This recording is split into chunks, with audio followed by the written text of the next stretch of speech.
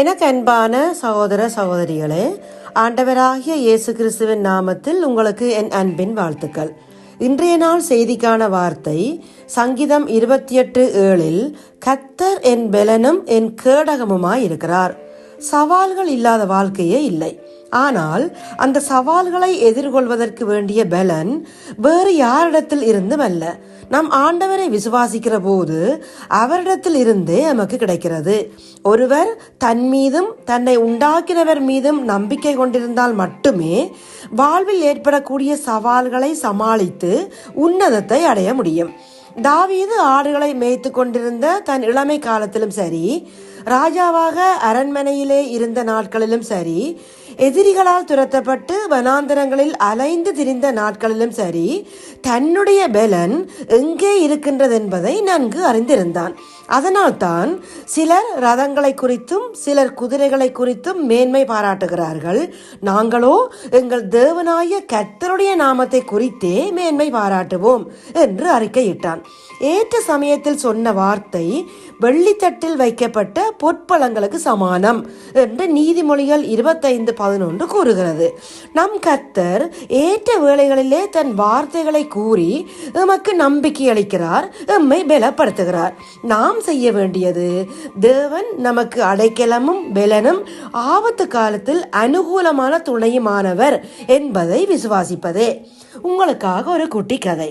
ஒரு விவசாயி வளர்த்து வந்த வயதான பொதி சுமக்கும் கழுதை ஒன்று தவறி அவனின் தோட்டத்தில் உள்ள வறண்ட கிணற்றில் விழுந்து விட்டது.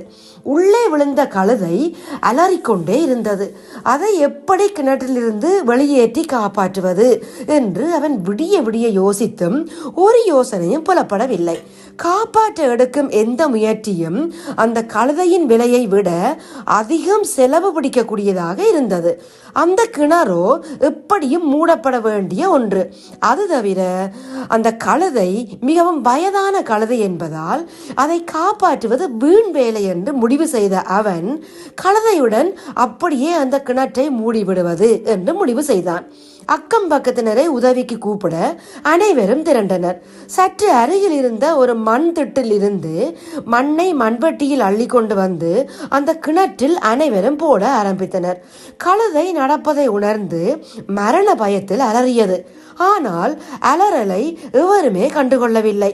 இவர்கள் தொடர்ந்து மண்ணை அள்ளி அள்ளி கொட்ட கொஞ்ச நேரம் கழித்து அதன் அலறல் சத்தம் அடங்கிவிட்டது. ஒரு 10 நிமிடம் மண்ணை அள்ளி கொட்டியவுடன் கிணற்றுக்குள்ளே விவசாயி எட்டி பார்க்க அவன் பார்த்த காட்சி அவனை வியப்பில் ஆழ்த்தியது. ஒவ்வொரு முறையும் மண்ணை கொட்டும் போதும் கழுதை தனது உடலை ஒரு முறை உதறிவிட்டு மண்ணை கீழே தள்ளி அந்த மண்ணின் மீதே நின்று வந்தது. இப்படியே பல அடிகள் அது மேலே வந்திருந்தது. இவர்கள் மேலும் மேலும் மண்ணை போட போட கழுதை தனது முயற்சியை கைவிடாது உடலை உதறி உதறி மண்ணை கீழே தள்ளி தள்ளி அதன் மீது ஏறி நின்று வந்தது.